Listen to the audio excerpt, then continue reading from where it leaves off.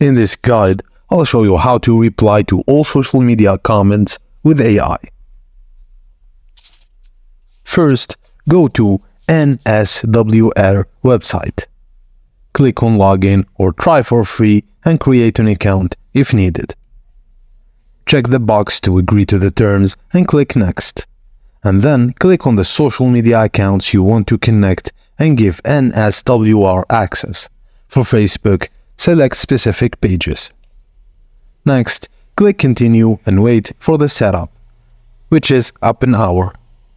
Choose your account from the left pane and click Filter at the top right, select Dates and then click Apply Filters. You can also click the settings icon for more options like the number of comments to respond to daily, hide inappropriate comments, etc.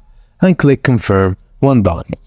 And that's it. Now you know how to use NSWR AI to automatically reply to social media comments. Thank you for watching, and please don't forget to like and subscribe for more.